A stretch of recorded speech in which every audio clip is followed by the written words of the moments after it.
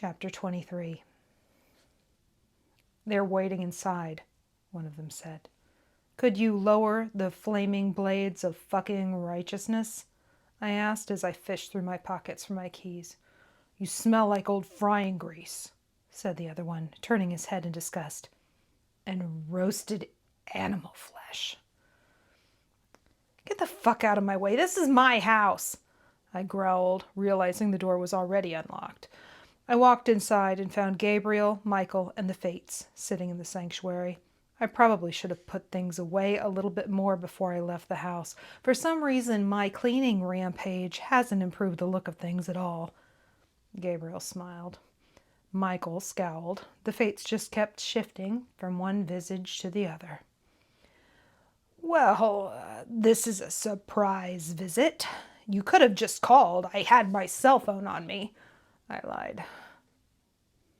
Gabriel picked up the phone from the table. "We tried that, Ray." "Oh," I said. "Sorry. But that country song? Really?" I sat down on the remaining chair. "We had some developments in the case we needed to discuss," said Gabe.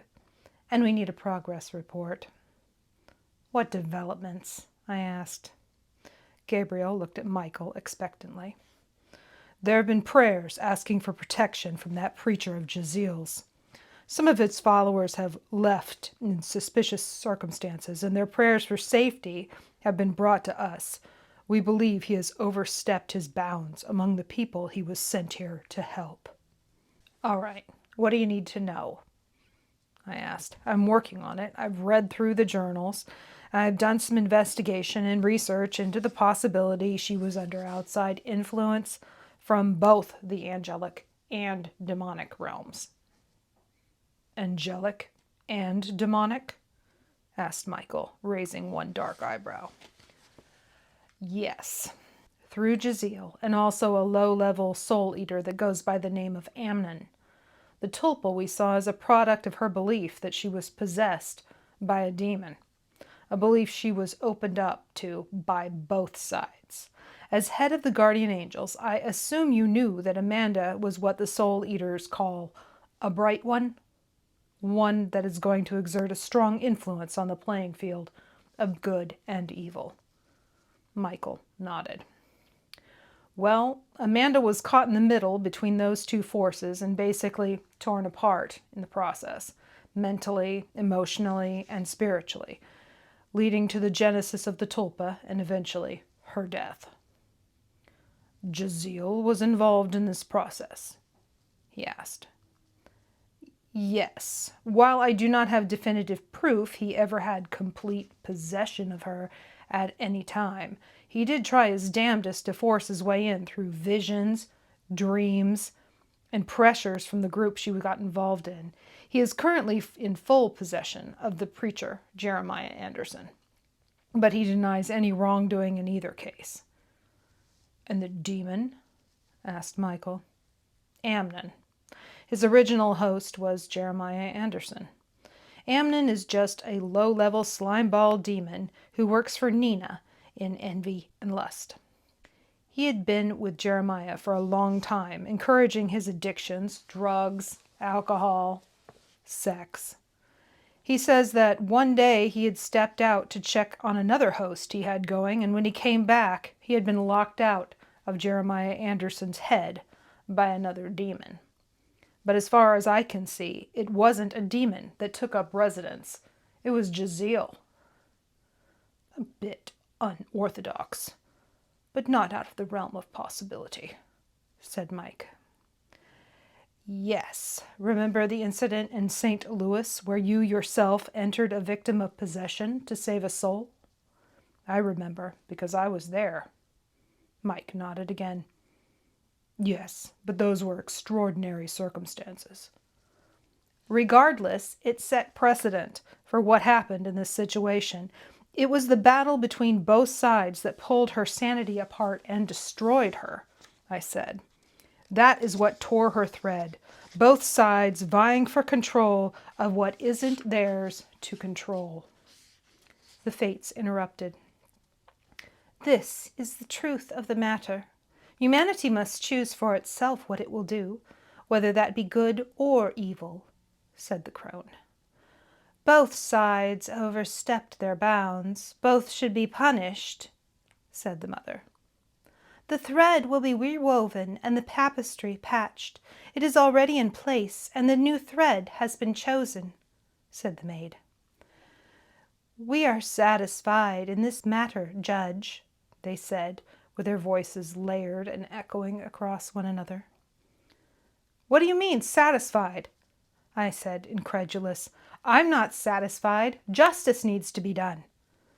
The tangled skein has been released, and we can now see clearly how to repair it. Justice will be done, Judge, they said.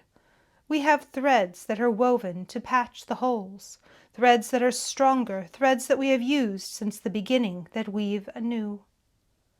No disrespect, ladies, but I don't understand what you're talking about, I said. The tapestry is woven with many threads, Judge, said the youngest. Some threads are longer than one life, said the matron. Some threads are threefold, as we are, said the crone. Mike nodded as if this made perfect sense to him and turned to me. You will come with me to collect Jeziel. Gabriel interrupted.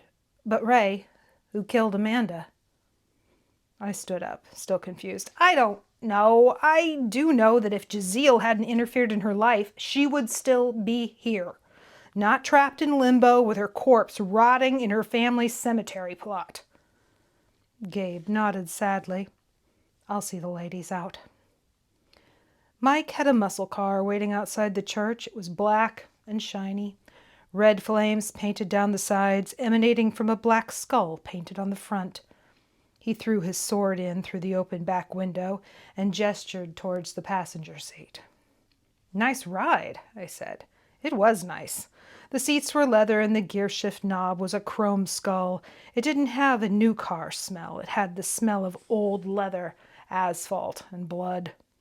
Michael wasn't a shining white angel. He was a warrior who had been toughened by an eternity of battle.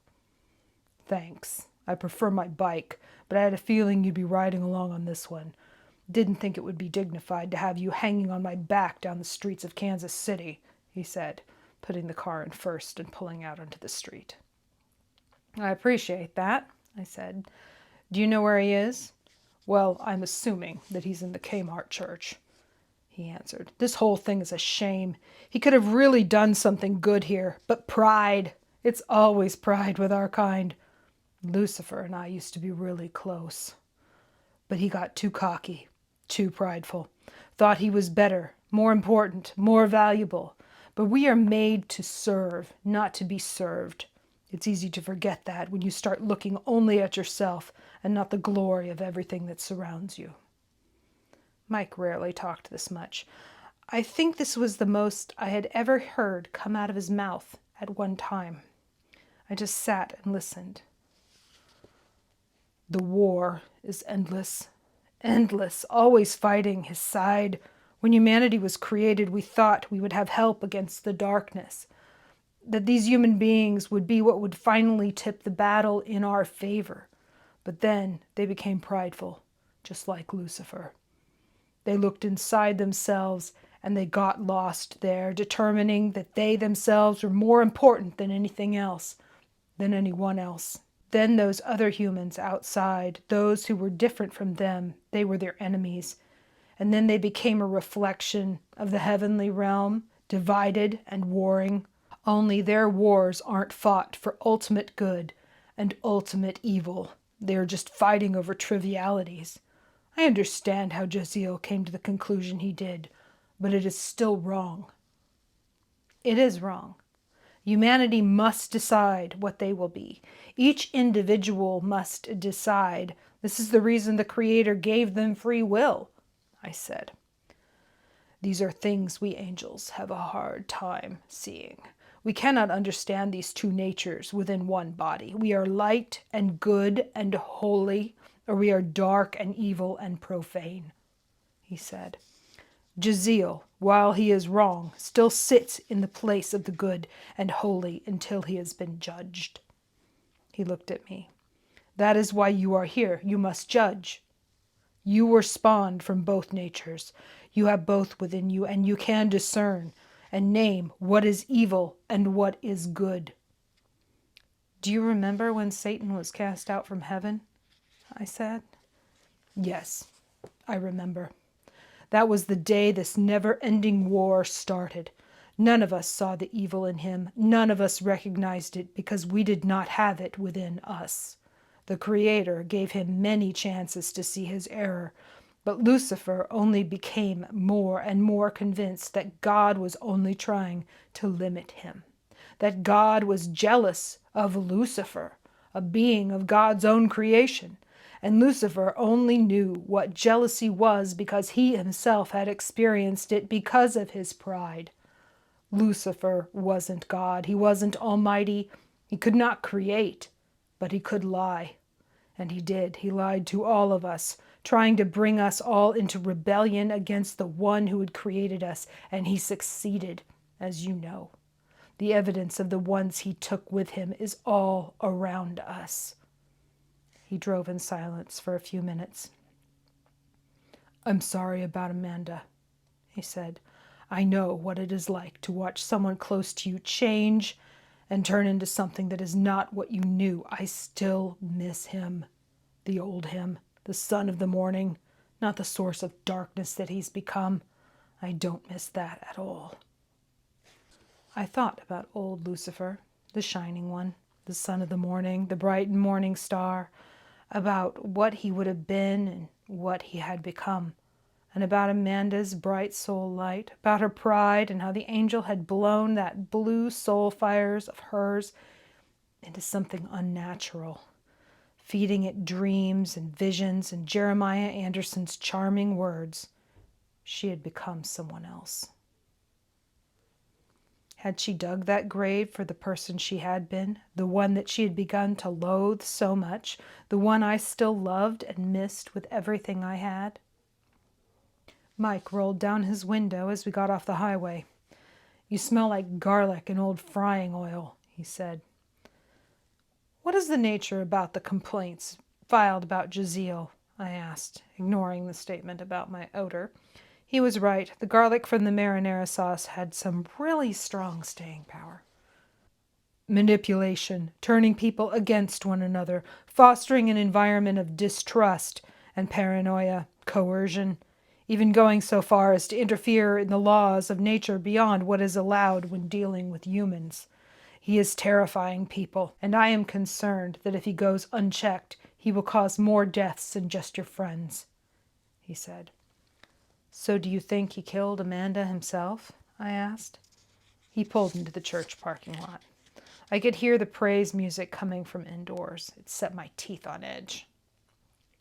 As you put it earlier, without his involvement in her life, she would still be alive. He may not have shoved the pills down her throat using the preacher's hands, but he caused the environment that led up to whatever put those pills in her mouth, be that her own hand or someone else's. He pulled back out of the parking lot and drove down the street looking for a place to park. Cars lined both sides of the road for a mile in either direction.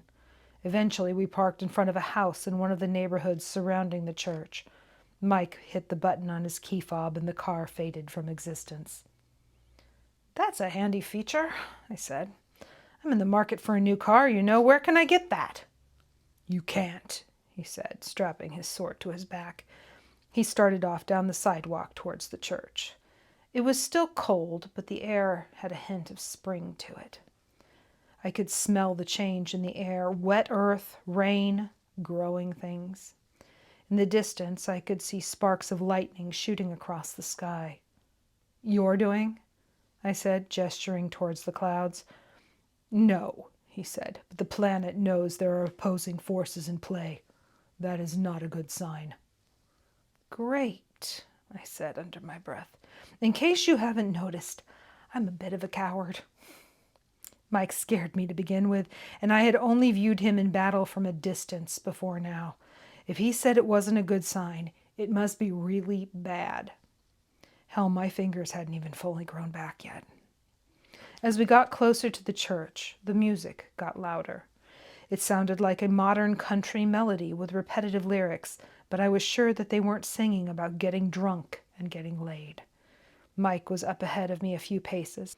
I wondered how they would react when he walked in, with his dark skin and even darker tattoos covering his bald head. He was dressed in black leather from head to toe.